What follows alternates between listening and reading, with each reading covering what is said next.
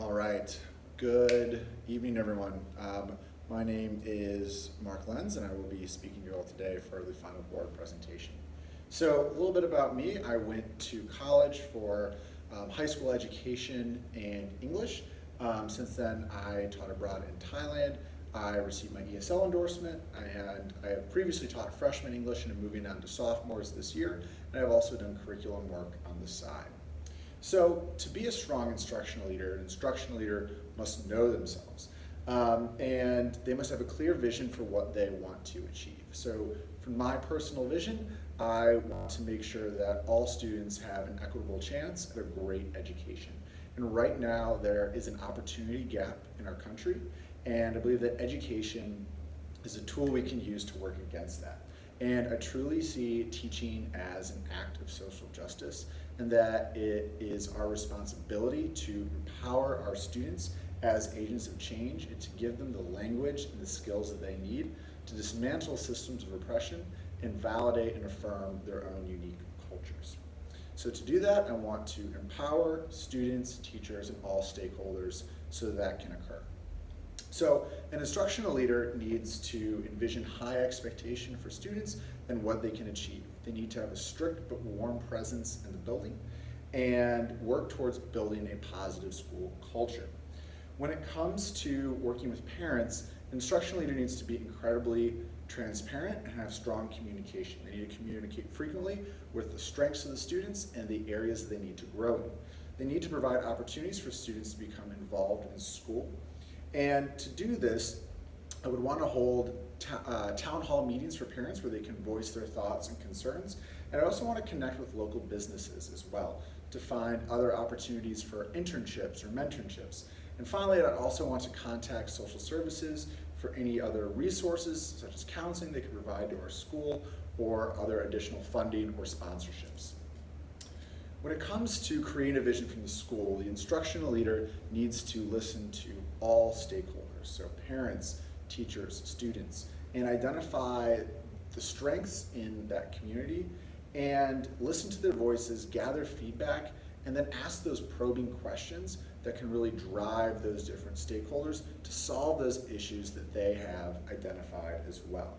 From that, the instructional leader would create a vision with input from all staff, and then from there, create a strategic plan to reach it and provide coaching and feedback to enhance staff members so that they can reach those objectives while creating a culture of positivity.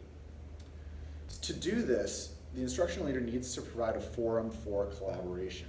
So here, this needs to include teacher choice, where they can participate in professional learning committees based off of topics that they want to improve in. They need to have a safe space where they can take risks and fail, but also demand their best work.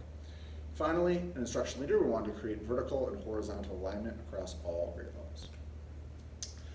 The instructional leader needs to use data to effectively know how well we're doing at our job. Assessments need to be used monthly and quarterly with aligned standard and skills to analyze progress. Teachers need to be given set protocols to analyze this data and know specific goals for where students should be throughout the year. From that, they can adapt instruction as needed. Technology should also be utilized in the classroom as well, with research-backed success for any program implemented. But I want to have teachers pilot new technologies, troubleshoot the areas that they struggle in, identify the key levers there, and then roll that out to the staff. Such technology I might want to use would be Grammarly, Khan Academy, or IXL. So to sum this all up, an instructional leader needs to assume that our staff is strong and competent, and they can solve their own problems with guidance. They identify the strengths of the various teachers and cultivate them to solve those problems that they identify. The work environment is rigorous. It's tough with accountability, but it's also a safe space where employees feel that they can take risks. There's community among staff and other stakeholders in the community, and from that, we validate and affirm all people in the school community. Moving on to Shea Middle School and the initial needs assessment. Shea Middle School was suffering from low test scores, high staff turnover, low staff accountability, low morale, and high tardies. Many teachers were accidental diminishers. Culture was not normed, and best practice when it came to teaching was not normed either. And there was also a lack of a teacher professional development system. From this, the areas I want to focus on would be improving school culture, and to do that, we would lead with a teacher professional development system, as well as a new system to improve tardies. So to create this teacher professional development system, I would want to get input from staff through PDs, where teachers would brainstorm themselves what goes into good teaching. And from that, we could work backwards and collectively create a draft of what does it look like in each of our classrooms when we are at our best. So that when a coach goes into a classroom and is giving feedback, all staff are invested. So the first draft of this after the preschool PD would want to be given by the first 2 weeks of school. This would be sent out to all staff for an opportunity for feedback. And from that, it would be rolled out in October.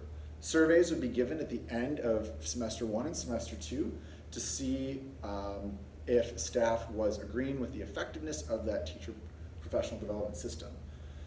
In terms of measuring the effectiveness, we would want to see student growth on benchmark assessments up 12% at the end of semester 1 and up 25% at the end of semester 2.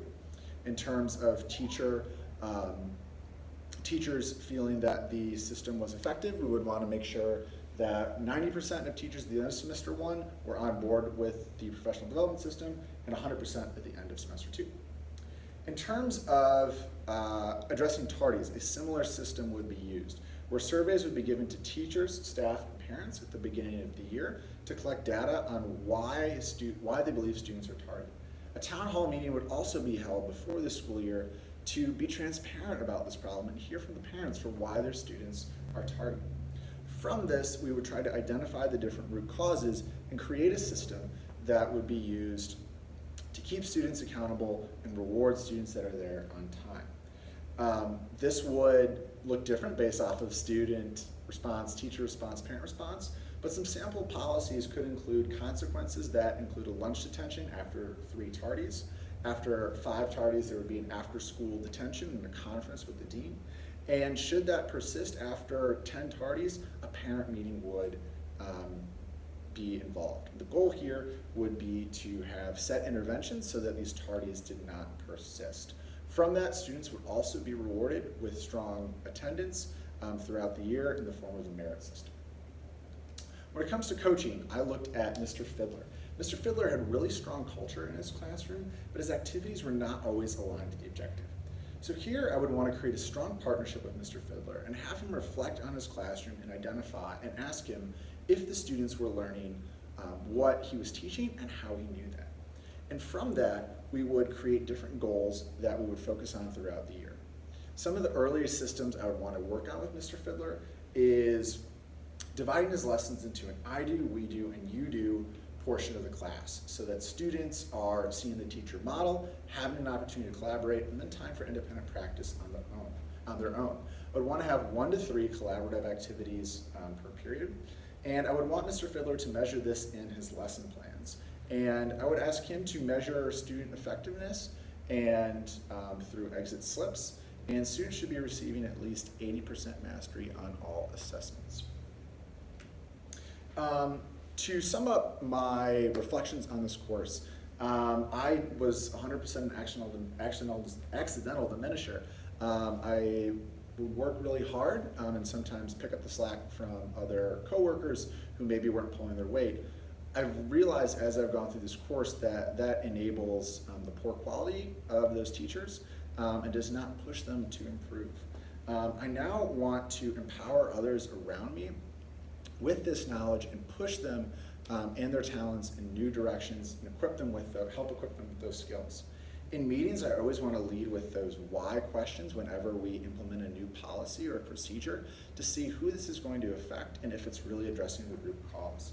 And I really want to start acting as a multiplier in meetings, making sure that we're hearing voices from all stakeholders, so parents, teachers, support staff, students, everyone is being clued in on major policies and procedures that our school is doing.